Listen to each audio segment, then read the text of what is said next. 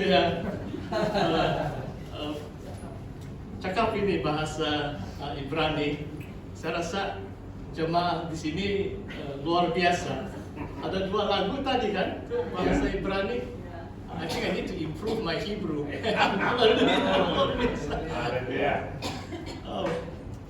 Ya, saya sangat bersuka cita di hadapan Tuhan dan bersyukur kepada Tuhan karena kesempatan yang indah pada malam hari ini untuk merayakan tahun baru yang tercatat dalam Alkitab. Christmas yang tidak tercatat dalam Alkitab dirayakan sejak abad yang ke-5 Masehi. Tapi yang tidak tercatat dalam Alkitab orang lupa. Yang maksud saya yang tercatat dalam Alkitab kebanyakan jemaah lupa. Saya ingat sebenarnya ini kali kedua sebenarnya ini perayaan. Sejak saya sebagai hamba Tuhan 6 tahun di Singapura dan 22 tahun di Sabah, dan jarang sekali ada kesempatan yang indah seperti malam hari ini. Cuma saya ingin bersaksi bahwa kebetulan 6 tahun yang lalu, 2016, saya pensyarah di Maktab Teologi Sabah sebelum diberi nama baru Borneo Theological Seminary. Kebetulan tak kena perayaan Pondok Daun waktu saya khotbah. Jadi sebab saya pensyarah dan juga pengkhotbah kebaktian itu, saya minta pelajar itu untuk membina sebuah pondok. Wah, luar biasa, bersemangat mereka. Ini pentas tinggi di mimbar, tapi di tepi lah. Di tepi ada, sebab Pondok Daun itu 7 hari 7 malam orang Israel harus macam menginap atau tinggal di pondok. Lambang mereka sebagai simbolik penggembaran mereka sewaktu padang gurun. Mereka tinggal di macam kemah-kemah atau pondok-pondok. Itulah disebut Pondok Daun karena dibuat oleh daun. Jadi itu perayaan yang pertama lah, Pondok Daun di MTS yang saya lakukan. Kebanyakan orang pun heran, tapi saya rasa majoriti pelajar itu sangat diberkati. Dan malam ini merupakan yang kedua saya dapat merayakan bersama saudara dan saudari. Dan mari saya mengajak kita lihat dalam tema yang saya mau bawa dengan kita malam hari ini adalah sabar menantikan kedatangan Tuhan. Dan saya baca dari suratan Yakobus bab yang ke-5 mulai ayat yang ke-7. Yakobus bab 5 ayat yang ke-7. Karena itu saudara-saudara, bersabarlah sampai kepada kedatangan Tuhan. Sesungguhnya petani menantikan hasil yang berharga dari tangannya, dan ia sabar sampai telah turun hujan musim gugur atau luruh dan hujan musim semi atau musim bunga, autumn and spring dalam bahasa Inggris. Kamu juga harus bersabar dan harus meneguhkan hatimu karena kedatangan Tuhan sudah dekat. Saudara-saudara, janganlah kamu bersungut-sungut dan saling mempersalahkan, supaya kamu jangan dihukum. Sesungguhnya hakim telah berdiri di ampan pintu. Saudara-saudara, turutilah teladan penderitaan dan kesabaran para nabi yang telah berbicara demi nama Tuhan. Sesungguhnya kamu menyebut mereka berbahagia, yaitu mereka yang telah bertekun. Kamu telah mendengar tentang ketekunan Ayub, dan kamu telah tahu apa yang pada akhirnya disediakan Tuhan baginya, atau Tuhan memberkatinya, karena Tuhan Maha Penyayang dan penuh belas kasihan. Demikian pembacaan teks firman Tuhan. sebagai renungan dan perkongsian sempena Rosh Hashanah. Saudara, saya mau jelaskan tentang ini kalimat Rosh Hashanah. Saya bukan pakar bahasa Ibrani. Waktu saya pas sidang di SIB Indah Permai, ada jemaah sampai tanya saya, "Pastor, kamu tolong kasih mengerti saya itu lagu Ibrani." Mana saya tahu. Tadi pun ada juga yang kena terjemah.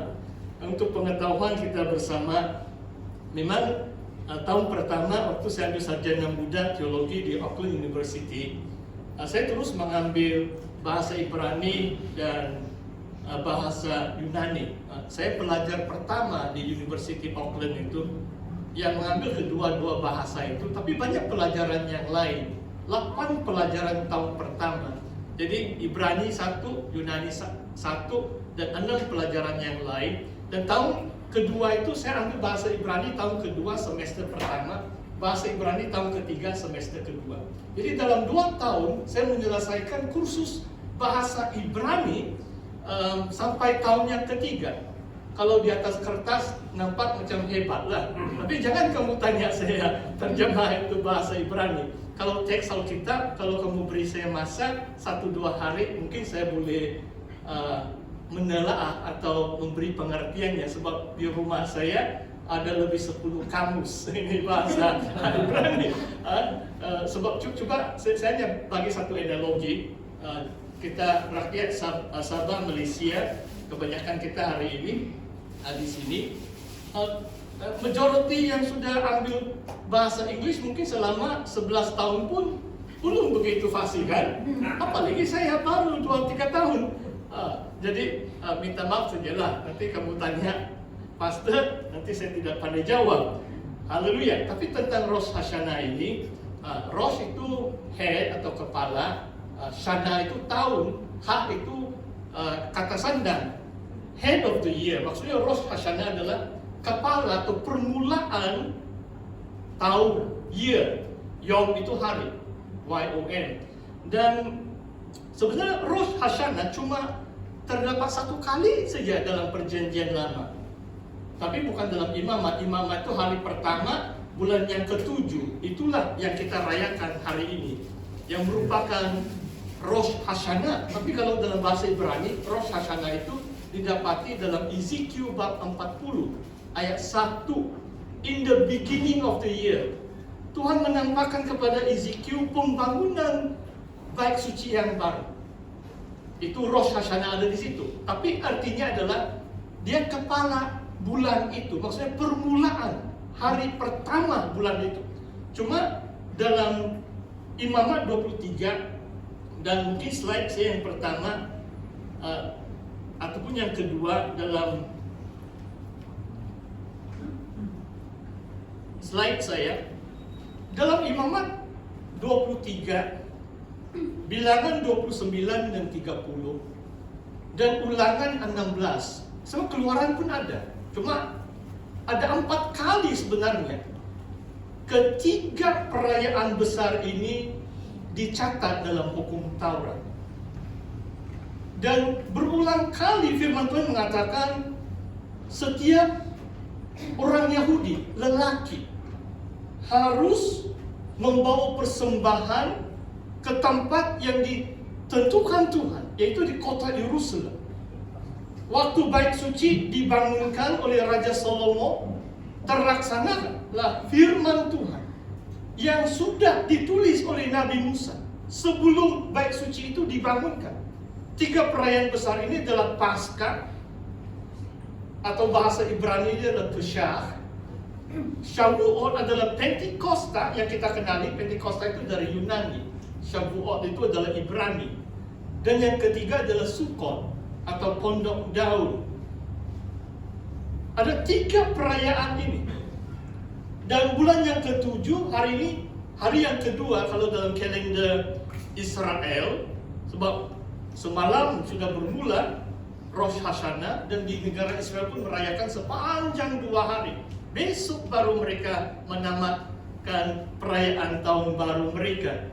Dan 3 perayaan utama dalam Alkitab. Bagaimana kita menerimanya atau menyambutnya?